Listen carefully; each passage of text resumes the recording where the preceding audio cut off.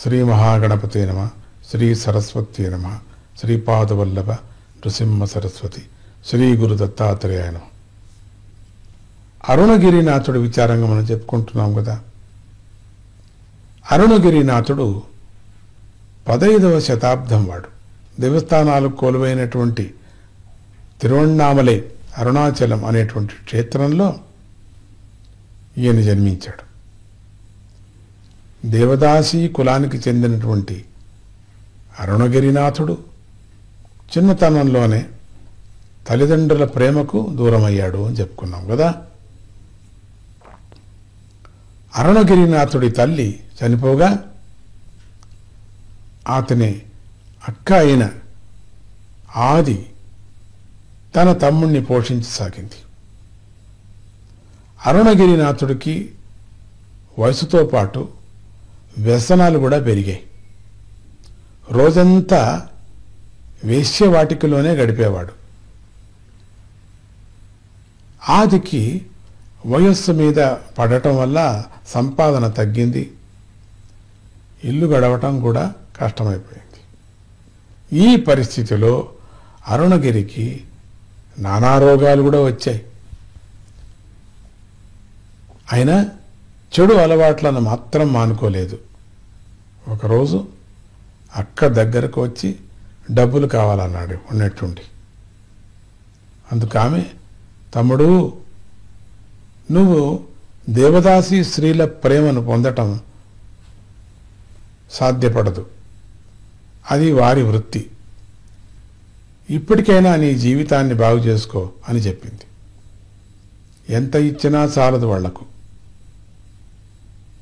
అయినా అరుణగిరి అక్క మాటలను అంగీకరించలేదు.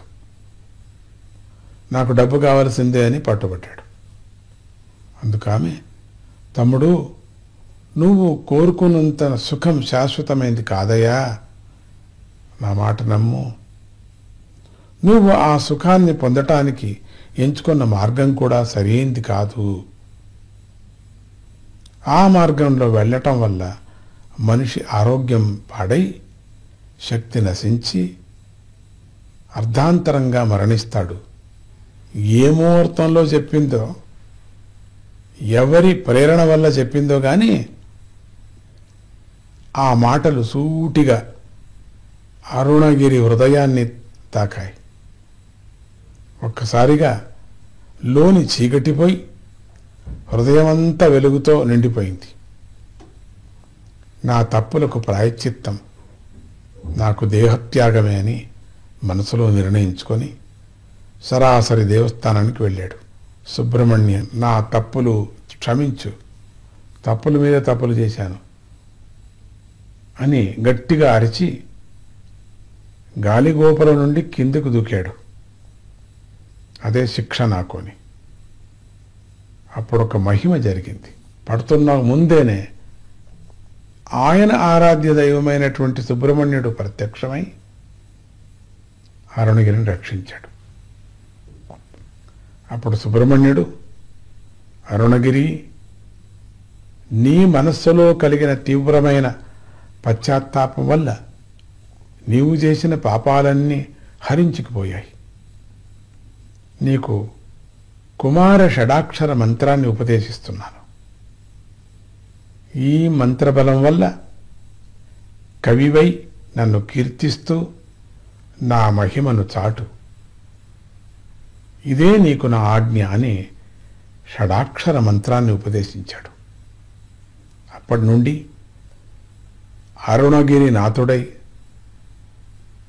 కేవలం సుబ్రహ్మణ్య స్తోత్రాలను చేస్తూ తిరుప్పగళ్ అనే పేరుతో 16,000 పాటలను రచించాడు. జై గురుదత్త, శ్రీ గురుదత్త.